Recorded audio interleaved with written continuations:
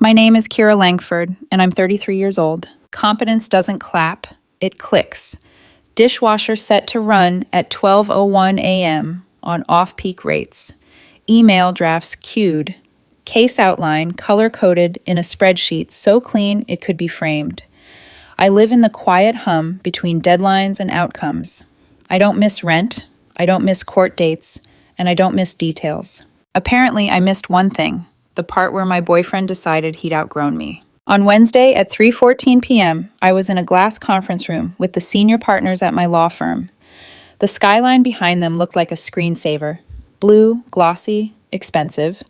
The managing partner was smiling in that careful way people smile when they're about to alter your life. "Kira," he said, "we're pleased to tell you the vote was unanimous. Welcome to the partnership." 7 years of 80-hour weeks, canceled vacations, and takeaway dinners in front of glowing PDFs landed in that one sentence. I felt the air shift. I smiled, shook hands, heard words like equity stake and profit share and corner office, all floating around me like confetti I hadn't yet processed. Then my phone buzzed on the table. I shouldn't have looked. I know that. But habit is stronger than judgment. It was a text from Jordan Wells, my boyfriend of 2 years. "We need to talk. This isn't working. You're not really my type anymore. I've outgrown you and honestly need someone more successful, someone with actual ambition. Sorry." For a second, I thought I'd misread it. Maybe my brain had smashed two notifications together. Partnership and breakup, scrambled in the same moment. No, I reread it. Same words, same knife. The irony hit like physical pain. I was sitting in a room where 3 partners were congratulating me on the thing I'd bled for, while my boyfriend declared I wasn't ambitious enough for him. "Kira," one partner said, "any thoughts on office location, Riverview, or are you more of a mid-city person?" My thumb hovered. I could have written a paragraph. I could have called him, demanded he say it out loud, asked when exactly he'd decided my entire personality was not his type. Instead, I typed back one word: "Congratulations." That was it. Sent. Then I flipped my phone face down and smiled at the partners. "Riverview, if it's available," I said. My voice didn't shake. I even made a joke about needing natural light to keep my sanity. On the inside, something was cracking straight down the middle. By the time I got home, the hallway outside our apartment looked like a clearance sale. 3 cardboard boxes, 1 open suitcase, and a trash bag sagging with clothes. The door was propped open. Inside, Jordan was mid-storm. Drawers open. Closet half empty. His sneakers lined up by the door, like they were about to escape on their own. The apartment smelled like stale cologne and cardboard. He looked up when I came in. "Oh, you're home." Apparently. I set my bag down, hung my blazer on the hook we'd agreed would be ours when we moved in together. My new partner brain cataloged everything. The landlord's rug, the coffee table, the plant I watered, the bookshelf I built, the man dismantling his life in my living room.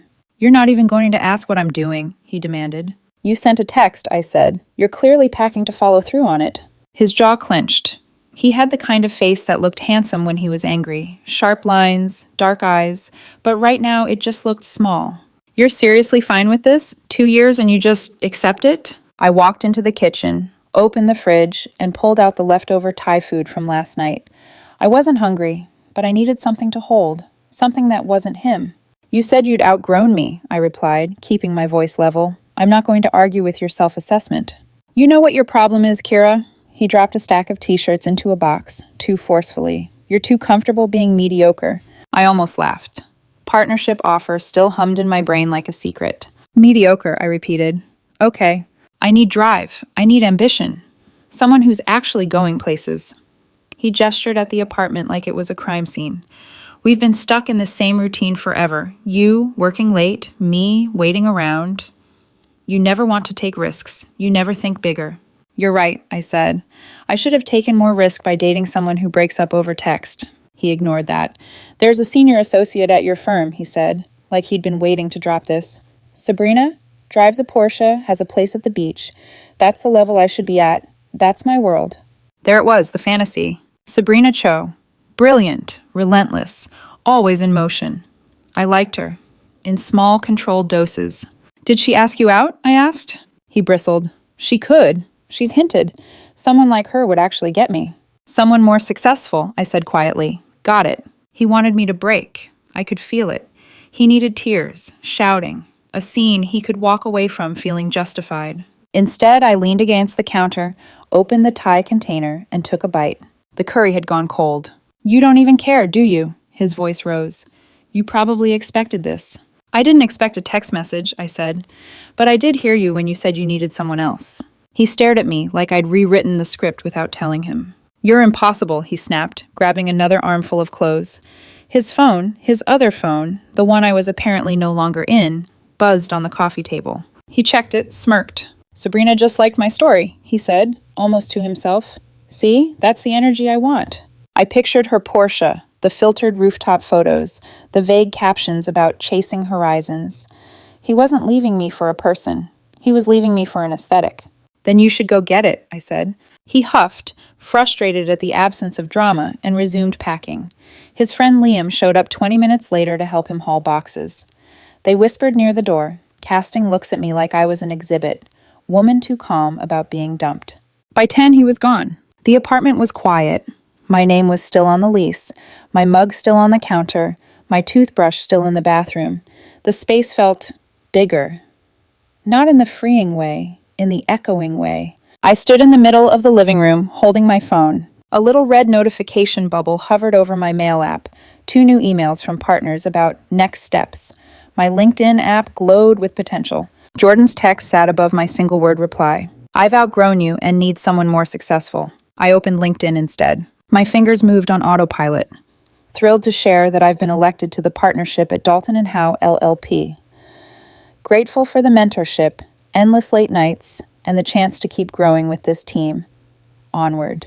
I hit post. Within minutes, the comments started rolling in. Law school classmates, old professors, former opposing counsel. "Congratulations, well deserved, knew this was coming." One name caught my eye, Malcolm Wells, Jordan's older brother. We'd met at a handful of family dinners. He was a cardiologist, ran his own practice, had the kind of calm that made people tell him things they shouldn't. He always asked about my cases, actually listened to the answers. "Couldn't be prouder, Kira, you earned this. Let's celebrate properly soon." I stared at the comment a second longer than I should have. In my head, a quiet voice said, "This is going to be complicated." I put the phone down, went to the kitchen, and finally let myself lean against the cabinets and slide down until I was sitting on the floor, cold tile against my legs. The partnership felt unreal. The breakup felt too real. The two realities sat side by side, refusing to merge. Jordan wanted someone more successful, someone with actual ambition. The universe, apparently, had a dark sense of humor. Because today I had never been more successful in my life, and I had never felt less seen. The next morning, my phone looked like a stock ticker. LinkedIn, 47 notifications. Email, 19 unread. Text messages, 3, all from numbers I didn't recognize. I lay in bed for a second, staring at the ceiling. The imprint in the mattress where Jordan usually slept had already risen back up, like he'd never been there. One problem at a time. I opened LinkedIn first. "Congratulations, Kira. Knew you'd make partner. About time." Buried in the flood was the comment that snagged my attention again. Malcolm Wells. "Couldn't be prouder, Kira. You earned this. Let's celebrate properly soon." It wasn't flirty. It wasn't loaded. It was just kind, direct, grounded. A second notification sat under it. A message request. "Malcolm. Seriously, this is huge. Dinner or drinks on me sometime this week. Only condition is no law talk for the first 30 minutes. I didn't answer. Not yet. I clicked over to the text messages. Unknown number no 1. "You made partner. Why didn't you tell me?" Unknown number no 2. "We need to talk right now. This is so immature. Posting this everywhere. Call me." Unknown number no 3. "You're being cruel. I made a mistake, okay? Can we please just talk?" Jordan had apparently discovered both my promotion and the block button on my end. I stared at the screen, the same way I'd stared at his original breakup text in that conference room. 24 hours ago, I was mediocre, lacking ambition, not his type anymore. Now that the number $350,000 and the word partner were attached to my name in public, suddenly I was worth chasing. Something inside me clicked into place. He hadn't outgrown me. He'd miscalculated me. By noon, I'd done something I'd promised myself I'd wait on until later, when life was more settled. Later was apparently now. The Tesla dealership smelled like new leather and quiet arrogance. Sleek cars gleamed under carefully positioned lights, each one a promise of a life that photographed well. "Ms. Langford?" the salesperson asked, bright and polished. "You called about the Model S?" I ran my hand along the smooth curve of midnight blue paint. I'd saved photos of this car on my phone for years, tucked into a folder labeled "Eventually." Part of me still felt guilty, like I needed to ask permission from someone who'd just left me with his clothes and trash bags. "Yes," I said, "I want to test drive it." Out on the road, the car moved like it was reading my thoughts. Silent, responsive. No engine roar, just smooth acceleration that made the city blur quietly away. It felt like control. It felt like all those nights at my desk, the missed parties, the cases I'd won while Jordan scoffed about how tied down I was. Back at the dealership, I signed paperwork with a pen that didn't feel real in my hand. "We'll have it ready in about a week," the salesperson said. "Congratulations."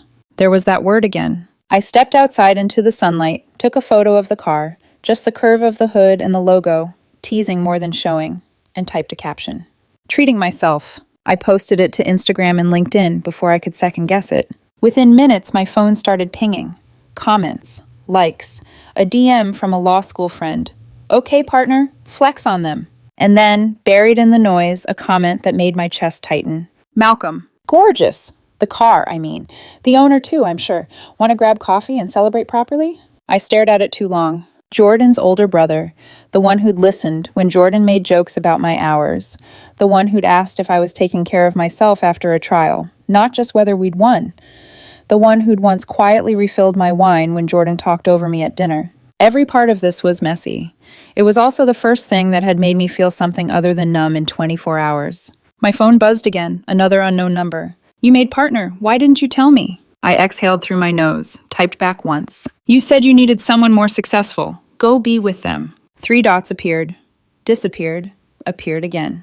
"So that's it? After everything, you're just going to throw this in my face?" I blocked the number. Then I went back to Malcolm's comment and finally replied, "Coffee sounds good. Friday after work?" The answer came almost immediately. "Perfect. There's a little Italian place downtown that does criminally good espresso martinis. 7 p.m.? I hesitated on the word Italian. Memories flashed. Pasta nights with Jordan, him complaining about my late calls, my phone lighting up with partner emails while he rolled his eyes. This was different, I told myself, or at least it could be. 7 works. And no shop talk for the first 30 minutes. Your rule, remember? Malcolm. I did say that. See you then, Kira. I set the phone down. For the first time since the breakup text, I smiled. Friday came faster than it had any right to. I stared at my reflection in the bathroom mirror, at the firm, second-guessing everything. Dress too formal? Too casual? Lipstick too much? Was there a universe where this wasn't a terrible idea? "Stop it," I murmured to myself. "You're going to dinner with a man whose last name happens to be Wells. You're not eloping." Still, my pulse jumped as I walked into the restaurant. It wasn't fancy in the ostentatious way. It was warm. Tiny lights strung across the ceiling, dark wood tables, the smell of garlic and tomatoes, and something buttery hanging in the air. Malcolm was already there, sitting at a corner table. He stood when he saw me. If Jordan was curated chaos, Malcolm was composed. Black button-down, sleeves rolled up, watch that said, "I value time," more than, "I want you to know what my watch cost." He smiled, and it hit his eyes in a way Jordan's almost never had. "Kira," he said, "you look like someone who just made partner." "That's a very specific compliment," I said, laughing despite myself. We ordered drinks. We didn't talk about Jordan. We talked about my favorite cases, his patients who tried to WebMD their own symptoms, the absurdity of being the responsible sibling in any family. "So tell me the truth," I said at one point, swirling the last of my martini. "Are you doing this to get back at your brother?" He didn't flinch. I respected that. "Honestly?" He paused. "Maybe it started that way, in the back of my head. Look at that. My idiot brother threw away someone brilliant and she made partner. But when I messaged you, it wasn't about him. I like talking to you. I always have. He just got in the way." I took a breath I hadn't realized I'd been holding. "That's dangerously charming, Dr. Wells." "Please don't call me Dr. Wells," he said, mock horror on his face. "I hear that enough in a day to last a lifetime." "Malcolm, then." "Malcolm," he echoed, like he was testing how it sounded coming from me. We were halfway through our pasta when my phone lit up on the table, screen flashing with an unknown number. "Do you need to get that?" he asked. No, I said automatically. It buzzed again, and again. Persistent, Malcolm noted. I flipped it over just long enough to see the preview. You're with him, aren't you? My own brother? Answer me, Kira. My chest went cold and hot at the same time. I'm sorry, I said, more to myself than to Malcolm. I blocked him. He keeps finding new numbers. Of course he does, Malcolm muttered. He's always been good at persistence in the wrong direction. The phone started ringing, Jordan's latest number glaring up at me. I could have ignored it. I should have. Instead, I hit accept and held it to my ear. What? I said. You're dating my brother? Jordan's voice came out immediately, high and wild. No hello, no pause. I glanced at Malcolm, who watched me calmly, one eyebrow slightly raised. First, I said, I'm eating dinner. Second, no, I'm not dating your brother. I'm having a meal with someone who doesn't think I'm mediocre. This is sick, Jordan snapped. You're doing this to hurt me. Jordan, you dumped me because you thought I wasn't successful enough. You made that very clear. I moved on. That's not revenge. That's cause and effect. And you're trying to ruin my family, he said. You know how competitive things are between us. You're tearing us apart on purpose. The idea that I had that kind of power was almost laughable. I'm not tearing anything, I said quietly. You sent the text, Jordan. You packed the bags. You name-dropped a senior associate like she was an upgrade. I'm just eating dinner. On the other side of the table, Malcolm's jaw tightened at the mention of the senior associate. He knew exactly which one I meant. You're my ex, Jordan said, voice breaking on the word. You're supposed to be off limits to him. That's basic decency. You lost the right to dictate what my life looks like when you hit send yesterday, I said. Enjoy your new world, Jordan. This one doesn't revolve around you anymore. He started to say something else. I hung up. For a moment, the table was very quiet. The restaurant noise faded into a distant blur, the clink of plates, a burst of laughter from another booth, a waiter calling out an order. I'm sorry, I said finally. That was a lot. Malcolm shook his head. I've heard worse from him, just usually directed at me. I gave a humorless laugh. So this is a Wells family specialty then. Emotional arson. It's a learned skill, he said dryly. Some of us opted out of the advanced course. Our eyes met. Something eased between us. He's going to spin this, I said. Make himself the victim. Tell everyone I did this to destroy him. Probably. Malcolm didn't sugarcoat it. I appreciated that.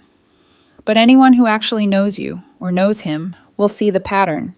He hates when people won't play their assigned roles. Yeah, I said softly. He was very clear about the role he thought I should play. The supporting character, Malcolm said. The girlfriend who makes him look good, but not better than her. I blinked at him. You see that too? He nodded. My brother doesn't fall in love with people. He falls in love with what people can do for his image. The words hit me like a verdict I'd been waiting on without knowing it. I sat back, heart pounding, wondering how I'd ever thought I was the one who lacked ambition. Because right now, for the first time, I could see a whole different life in front of me, one where my success wasn't something to apologize for. Malcolm raised his glass. To new chapters, he said, messy as they are. I touched my glass to his. To new chapters, I echoed. And for the first time since that text in the conference room, I believed I might actually want to read the next page. The following week felt like walking through a quiet house where one door kept opening on its own. Jordan did not disappear. If anything, his presence multiplied. The first time it happened, I was leaving the coffee shop near my apartment, my usual Saturday morning ritual. I stepped outside, iced latte in hand, and froze. Jordan was leaning against the brick wall like he'd been waiting for a cinematic reveal. Oh, he said, pushing off the wall. Fancy seeing you here. I didn't even attempt subtlety. I looked him up and down, then scanned the street, as if an explanation might be hiding in one of the parked cars.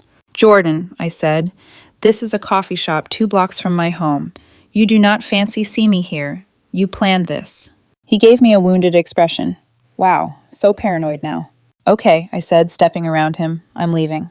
Kira, wait. I didn't, but that was the beginning. Over the next week, he coincidentally appeared. And outside my office building at lunchtime. At the charging station downtown exactly when I pulled in. At the grocery store near my apartment, browsing toothpaste with wild intensity when I walked in. He always used the same line, weird seeing you here. He was unraveling, and he didn't care who saw it. But that wasn't the worst part. The worst part came on Wednesday when HR emailed me. Subject, concerns regarding personal matter. My stomach dropped. I walked into the HR office, prepared for anything except what I heard. Kira, the HR director said gently, we received a complaint from a third party, someone named Jordan Wells? I shut my eyes. The HR director continued carefully, as if I were made of glass. He claims that your relationship with his brother Malcolm is causing him emotional distress, that it's being used to harass him. He says your recent actions constitute a hostile situation. For a second, I forgot how breathing worked. That's absurd, I managed. Jordan and I don't work together. We haven't spoken since last Friday, and he dumped me, via text, 24 hours before I made partner. The HR director nodded. We suspected this was personal, but we're obligated to follow up. Do you have documentation? Yes, I said, pulling out my phone so fast the charger cord nearly went with it. Yes, I have documentation. I showed the breakup text, the timestamp, my single-word reply, the barrage of numbers he'd used since, the blocked call logs, the messages. The HR director read silently, then exhaled. Thank you, Kira. This resolves the matter. Clearly personal, clearly initiated by him. We'll be closing the complaint. But she paused before finishing. Her eyebrows pulled together slightly. For what it's worth, she said. I'm sorry. You shouldn't have to deal with this. Something in my chest loosened. Thank you, I said quietly. I walked out of HR, breath shaky, and texted Malcolm. He called my HR, said I'm harassing him by dating you. His reply came instantly. I'm coming to your office. Stay there. I typed back. Malcolm, you can't just... Already in the elevator. 2 minutes later, he stepped into my doorway. His expression wasn't angry. It was something colder. He crossed a line, Malcolm said. Not with me, with you. He's spiraling, I said softly, sinking into my chair. And he wants attention from anyone who'll give it. He's not getting it from you, he said. Or me. For the first time, I realized Malcolm wasn't calm because he didn't feel things. He was calm because he'd learned how not to let chaos dictate his behavior. He reached out, took my hand gently, and I let him. That moment, quiet, steady, unfancy, was the first time I realized I trusted him. Not because he was Jordan's opposite, because he was his own person entirely. Friday night, Malcolm invited me to his parents' anniversary party. You don't have to go, he said. It's complicated. My mom isn't your biggest fan right now. She thinks I'm tearing the family apart, I said, half laughing, half not. She's wrong, Malcolm said simply.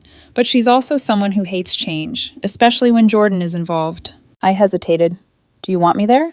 He held my gaze. I do. So I went. The party was held in an upscale private dining room, a room full of polished cutlery, champagne flutes lined like soldiers, and a cake that probably cost more than my suit. Malcolm's father, Thomas Wells, greeted me warmly. Kira, the famous partner, he said, shaking my hand. I've heard all about your cases. Malcolm's been bragging. Malcolm groaned. Dad, no. But his father winked at me. You have to brag when your son brings home someone impressive. The warmth was disarming. Jordan's mother was the opposite. She was polite in the way an ice sculpture is polite, beautiful, cold, and liable to ruin your night if you touched it.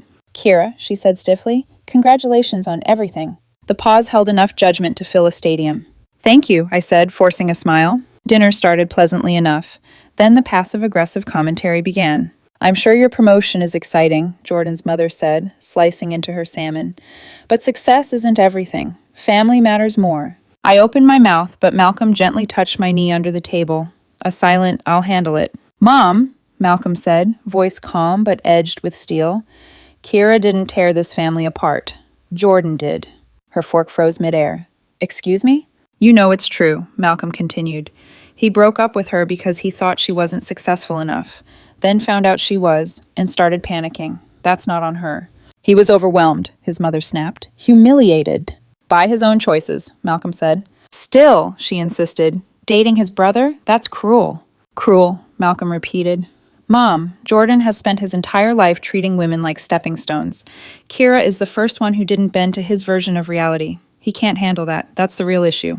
Silence blanketed the table. Thomas cleared his throat. He's right, he said simply. Jordan needs to grow up. Jordan's mother stared at her plate, face tight. Malcolm exhaled, tension fading from his shoulders. Sorry, he murmured to me. I didn't mean to put you in the crossfire. You didn't, I said quietly. This wasn't about me. He looked at me then, really looked. Exactly. When we left the restaurant, the night air was cool and soft. I'm sorry my mom was like that, Malcolm said as we reached his car. I've been called worse, I said lightly, sometimes by opposing counsel. He smiled, but it faded quickly. She's hurting, not because of you, because the image she built of Jordan is collapsing. And I helped collapse it, I said. You didn't, he corrected. He did. You just stopped playing along. We stood in silence for a moment, the lights from the restaurant warm behind us. Then my phone buzzed. Email. Subject, from Jordan. I opened it. Pages, literal pages. Starting with apologies. Shifting to blame. Ending in begging. I know I hurt you, but you're hurting me more. Dating my brother is cruel. My therapist says this is traumatic. If you ever loved me, you'll end things with him. I stared, then forwarded it to Malcolm. He read it, jaw tightening. She's not going to stop, I said quietly. Not until she finds someone else to fixate on. Maybe, he said. But you're not responsible for her spiraling. I know, I whispered, but I'm still in the blast radius. He reached for my hand, threading his fingers through mine. You won't be forever. The certainty in his voice startled me. Not dramatic, not performative, just true. And as we walked to his car, I felt a shift inside me. A small one, but real. Something breaking open, not like a wound, but like a door. 2 months passed quietly, and for the first time in years, quiet didn't feel like waiting for something to explode. Jordan's chaos gradually dissolved from my daily life, not because he healed, but because someone finally forced him to face himself. That someone, ironically, was his mother. According to Malcolm, the intervention wasn't planned so much as detonated. Jordan had shown up at their house in tears, insisting Malcolm had stolen me, insisting the universe was punishing him, insisting he needed his family to take his side. His mother, who had hovered protectively over him his entire life, finally broke. Not on me, not on Malcolm. On him. She told him, Malcolm said one night as we sat on my couch, legs tangled, that he creates disasters, then expects everyone to rebuild them for him. She told him she enabled him too long, that she was done. I blinked. Your mother said that? He nodded. Apparently he didn't take it well, but he left. Then he applied for a job in another city. A pause. He got it, Malcolm added. The knot between my shoulders unclenched, one vertebra at a time. Jordan wasn't gone forever, but he was gone enough. A week after the family meltdown, Jordan's mother called Malcolm. She'd like to speak to you, he said, handing me his phone. I hesitated. Is she going to blame me again? No, he said gently. She wants to apologize. That stunned me more than any of Jordan's theatrics. I accepted the call. Kira, his mother said, voice softer than I'd ever heard it. I have been unfair to you. I didn't speak. I didn't have to. I was so focused on Jordan's hurt that I didn't see the truth. He has always needed people to make him feel important, and you were simply living your life. I'm sorry. I exhaled, barely realizing I'd been holding my breath. Thank you, I said. That means more than you know. It's not your fault he spiraled, she continued. It never was. This, too, was a truth she had avoided for decades. Congratulations on your partnership, she added. Truly. When the call ended, Malcolm kissed the top of my head. Progress, he murmured. Yes, progress. Malcolm and I didn't rush anything. He lived in a sleek condo near the hospital. I lived in the apartment Jordan once half occupied, but I had fully reclaimed. New rug, new shelves, new quiet. We spent most weekends together, some nights, but no moving boxes, no timelines. Slow is good, Malcolm had said. Slow lets us choose, not react.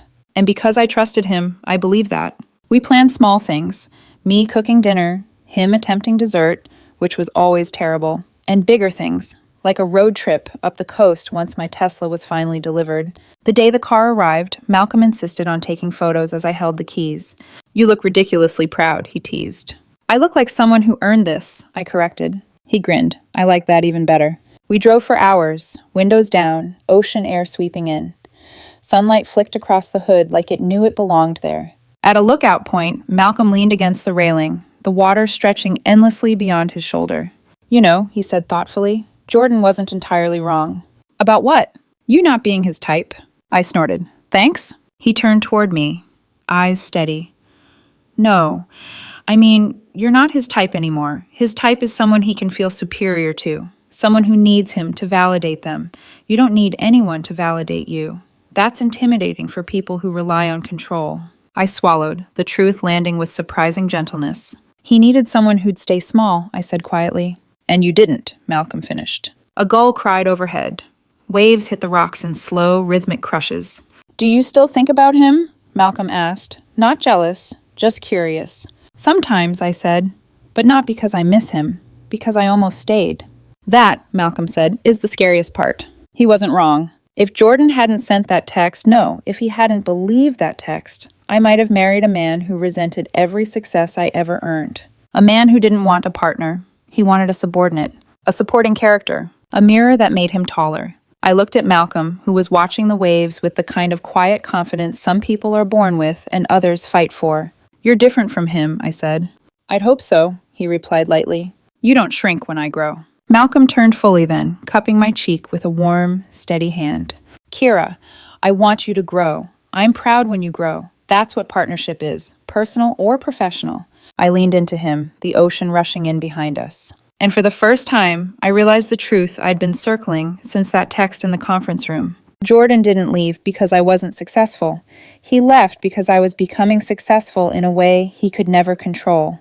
The moment I stepped outside the limits he'd quietly placed around me, I stopped fitting the image he'd built. I wasn't his type anymore, and that was the best thing that ever happened to me. A month later, at dinner with Malcolm's parents, his mother passed me a dish and smiled, genuinely this time. "I'm glad you're here, Kira," she said softly. "You're good for him." I glanced at Malcolm. He squeezed my hand under the table. After dinner, as we walked to the car, Malcolm wrapped an arm around my waist. "Move in with me," he said. I blinked. "Are you sure?" we said slow.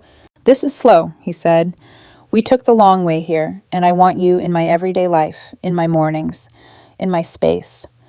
Not because I need you to complete something, because I'd like to build something with you." My throat tightened. This was a man who never asked me to be less.